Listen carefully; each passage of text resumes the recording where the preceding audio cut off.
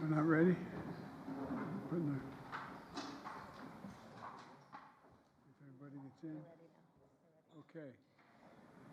Mr. President, 575 days. It's been 575 days since Putin launched his brutal war of conquest against Ukraine.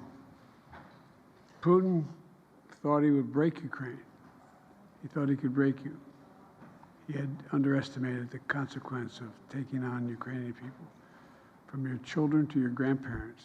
I've never seen so much courage exhibited by civilians. It really is amazing.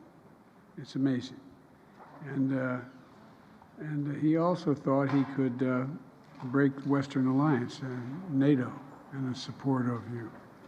And he also thought that break the will of nations around the world.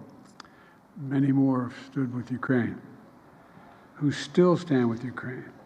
Well, he was wrong. He continues to be wrong. Ukraine is unbroken, unbowed, and unconquered, proving that nothing can dim the flame of liberty that burns in the heart of free people.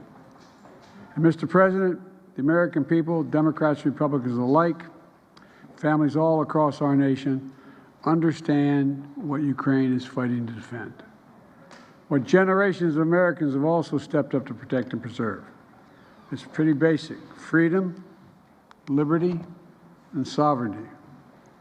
And as I made clear at the UN this week, and you were there, the entire world has a stake in making sure that no nation, no aggressor is allowed to take a neighbor's territory by force. The American people will never waver in our commitment to those values.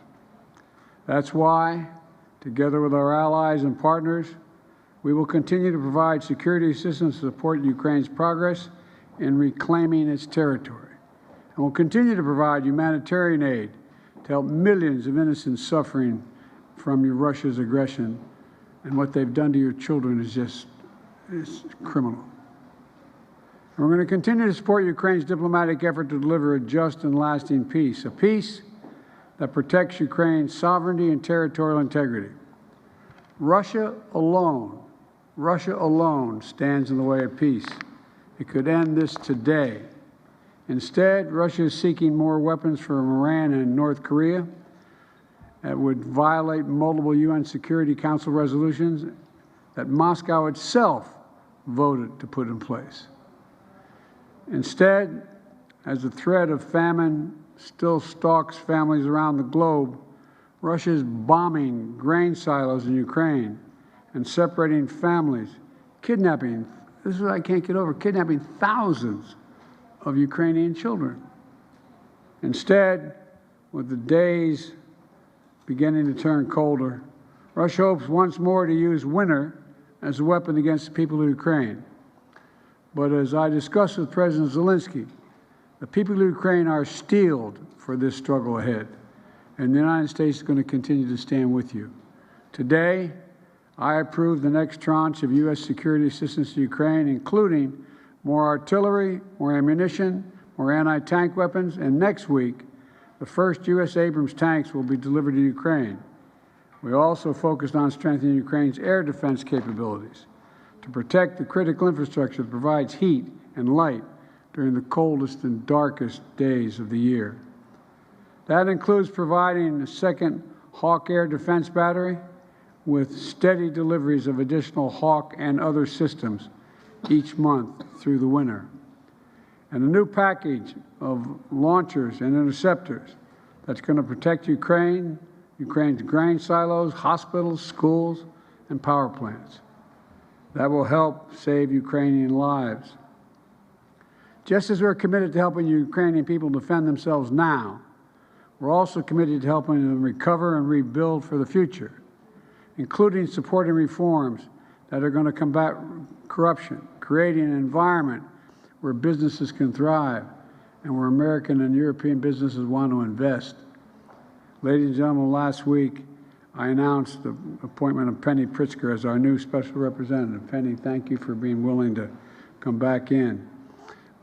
She's going to be the special representative for Ukraine economic recovery, to help Ukraine reopen markets, mobilize investments, and make the necessary economic reforms when needed.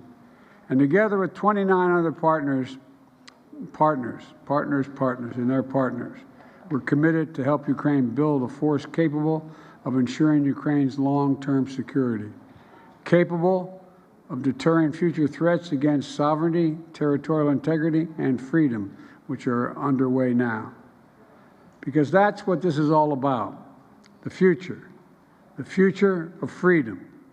America can never, will never walk away from that. That's why 575 days later, we stand with Ukraine and will continue to stand with you, Mr. President.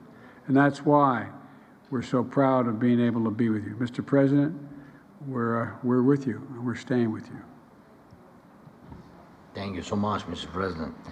Thank you for all these 575 days. Yes, and thanks to American people.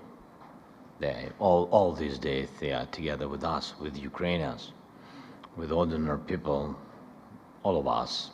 Thank you so much.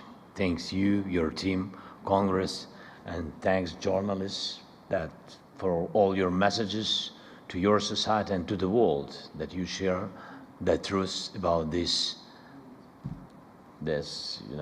tragedy, aggression from Russia.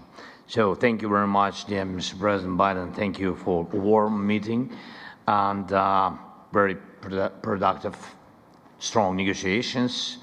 And today we have some important results. First, we agreed to work on the future force of Ukraine. It's very important, and it's a strategic decision that will allow us to prevent any new aggression against us, against Ukraine, our people.